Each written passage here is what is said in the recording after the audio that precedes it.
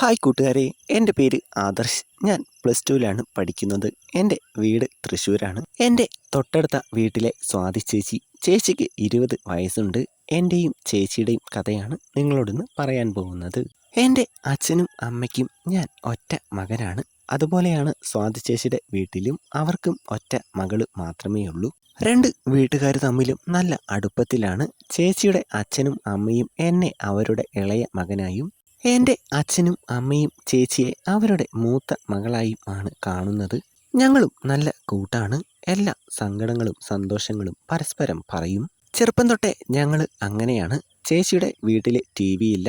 അതുകൊണ്ട് രാത്രിയിൽ സീരിയലെല്ലാം കാണാൻ ചേച്ചി ഞങ്ങളുടെ വീട്ടിൽ വരും. TVയിലെ സീരിയലെല്ലാം കഴിയുമ്പോൾ തിരിച്ച് ചേച്ചിയെ ഞാൻ വീട്ടിൽ കൊണ്ടുപോയി വിടും. എനിക്ക് ഒരു കാമുകി ഉണ്ടായിരുന്നു. കാമുകി എന്നൊന്നും പറയാൻ പറ്റില്ല. വൺ സൈഡ് ലവ് ആണ്. അവളോട് ഞാൻ എൻ്റെ ഇഷ്ടം പറഞ്ഞിട്ടില്ല.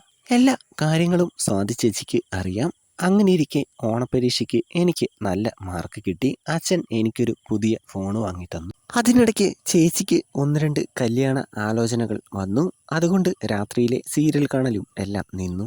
എനിക്ക് ഫോൺ ഉള്ളതുകൊണ്ട് ഞങ്ങൾ എല്ലാ കാര്യങ്ങളും പറയുന്നത് ഫോണിലൂടെയാക്കി. അങ്ങനെയിരിക്കെയാണ് ഒരു ദിവസം ഞാൻ അറിയുന്നത് എൻ്റെ കാമുകി വേറെ ഒരുത്തനുമായിട്ട് ഇഷ്ടത്തിൽ ആയെന്ന്. അന്നെനിക്ക് നല്ല സങ്കടമായി. ആരോടും ഒന്നും സംസാരിച്ചില്ല. സ്വാതി ചേച്ചി വിളിച്ചിട്ട് പോലും ഞാൻ ഫോൺ എടുത്തില്ല. പിറ്റേ ദിവസം ക്ലാസ് കഴിഞ്ഞ് ഞാൻ വീട്ടിലേക്ക് വരുവാണ്. വരുന്ന വഴിയിൽ സ്വാതി ചേച്ചി നിൽപ്പുണ്ടായിരുന്നു.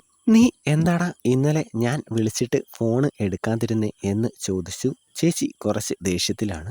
ഞാൻ നടന്ന കാര്യങ്ങളെല്ലാം ചേച്ചിയോട് പറഞ്ഞു. ചേച്ചിക്ക് അത് കേട്ടപ്പോൾ കുറച്ചുകൂടെ ദേഷ്യം കൂടുകയാണ് ചെയ്തത്. ഞാൻ നിന്നോട് ആദ്യമേ പറഞ്ഞതല്ലേ ഇഷ്ടമാണെങ്കിൽ അവളോട് അത് പറയാൻ. അപ്പോൾ നീ പറഞ്ഞില്ല. ഇപ്പോൾ ഇങ്ങനെ സങ്കടപ്പെട്ടിട്ട് എന്താണ് കാര്യം? ഞാൻ ഒന്നും മിണ്ടാതെ വീട്ടിലേക്ക് നടന്നു. അന്ന് രാത്രിയിൽ ഓരോന്ന് ആലോചിച്ച് കിടക്കുമ്പോഴാണ് ചേച്ചിയുടെ കോള് വന്നത്.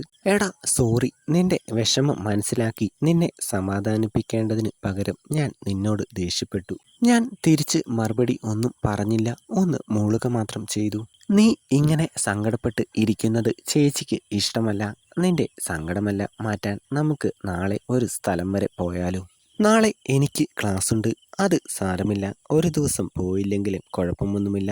ഞാൻ റെഡിയായി ബസ് സ്റ്റോപ്പിൽ നിൽക്കാം. നീ ബൈക്കുമായി അവിടേക്ക് വന്നാൽ മതി. ശരി ചേച്ചി, എവിടേക്കാ നമ്മൾ പോകുന്നത്? അതൊക്കെ നീ നാളെ വരുമ്പോൾ അറിഞ്ഞാൽ മതി എന്നും പറഞ്ഞ് ഒന്ന് ചിരിച്ചിട്ട് ചേച്ചി ഫോൺ വെച്ചു. അങ്ങനെ പിറ്റേ ദിവസം റെഡിയായി ഞാൻ ബസ് സ്റ്റോപ്പിൻ്റെ അടുത്തേക്ക് ചെന്നു. ചേച്ചി അവിടെ റെഡിയായി എന്നെ കാത്ത് നിൽപ്പുണ്ടായിരുന്നു. ഒരു മഞ്ഞ ചുരിദാറാണ് ചേച്ചിയുടെ വേഷം.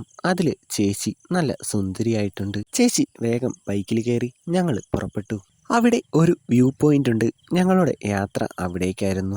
അവിടേക്ക് പോകുന്ന പ്രധാന റോഡിലെ വർക്ക് നടക്കുകയാണ്. വാഹനങ്ങളൊന്നും അതിലെ കടത്തി വിടുന്നില്ല. പിന്നെ ഒരുപാട് ചുറ്റി ഒരു വഴിയുണ്ട്.